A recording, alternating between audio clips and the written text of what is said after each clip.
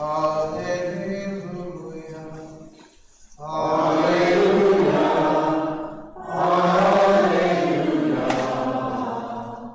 Alleluia. The Lord be with you. And with your spirit. A reading from the Holy Gospel according to Luke. Once when Jesus was praying in solitude and the disciples were with him, he asked them, "Who do the crowds say that I am?" They said in reply, "John the Baptist, others Elijah, still others, one of the ancient prophets has arisen." Then he said to them, "But who do you say that I am?"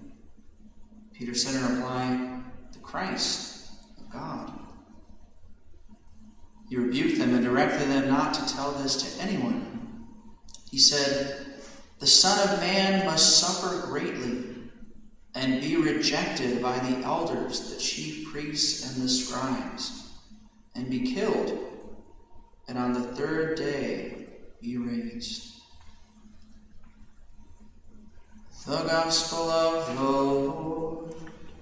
Praise to you, Lord Jesus Christ.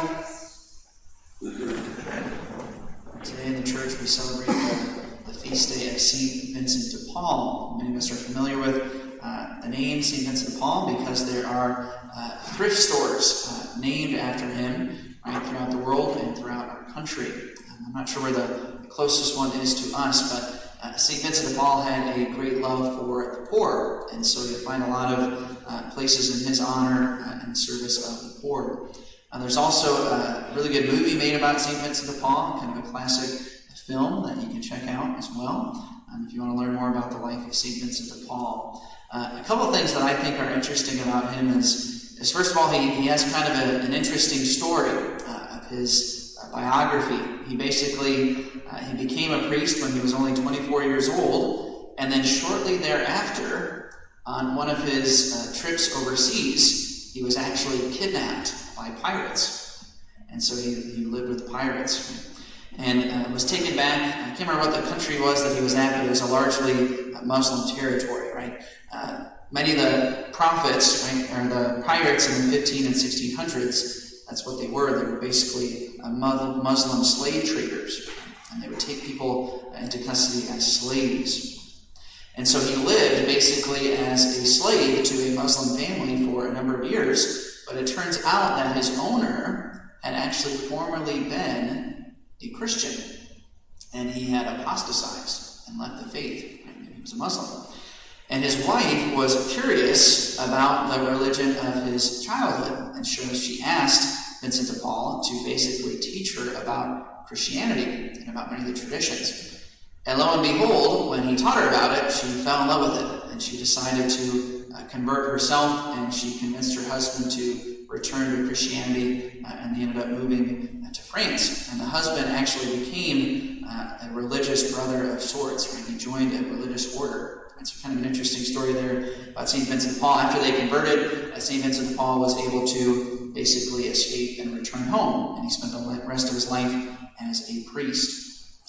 His passion was service to the poor. In his day and age, there was a lot of poverty, and so he established a religious order specifically for the task of serving the poor. A religious order of priests and also of sisters. And then what I think is even more interesting is that St. Vincent de Paul, as he was ministering to the poor and as he was working within the church, he realized that some of the tactics of the church, they weren't quite suitable to some of the things that were needed.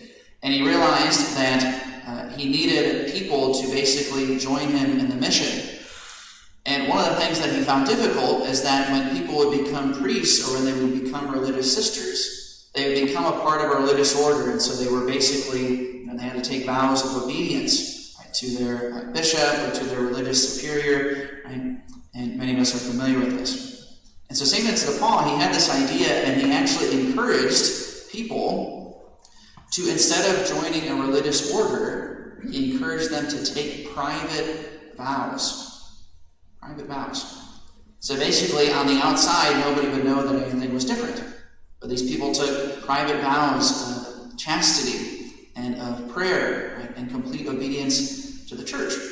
And they became this basically army of lay people who were helping him with the gospel and the mission. And I've actually often thought of that as well, that it would be really helpful to have that in our church. So many young people, they have kind of this false idea about the priesthood or the religious life, and it doesn't seem very attractive to them. And yet, you'll find lots of young people who have so much love for God and for the church in their hearts. And we need to create a way for them to be radically given over to the gospel if they can't find a particular disorder that suits them. I also think it's really interesting because St. Vincent de Paul, right, he teaches us something about what it means to be a reformer. St. Vincent de Paul, he never questioned the doctrines or the authority of the church, but he realized that some of the strategies had become outdated and there was need of something new. That's what it means to be a true reformer within the church. It's not that you question the church, her teachings, her doctrines. It's that you go about trying to make the church better and stronger and coming up with new ways to evangelize. It's one of the biggest misunderstandings that took place 60 years ago at the Second Vatican Council. That was the whole point. It wasn't to question doctrine. It was to update the church in some of her practices and her strategies. And so many people got those things confused and thought that it was about questioning doctrine and changing church teaching. That's not what it means to be a reformer. That's what it means to leave the church. A true reformer loves the church's teachings, loves the church's doctrine, and finds new ways to engage souls for the church and for God's glory.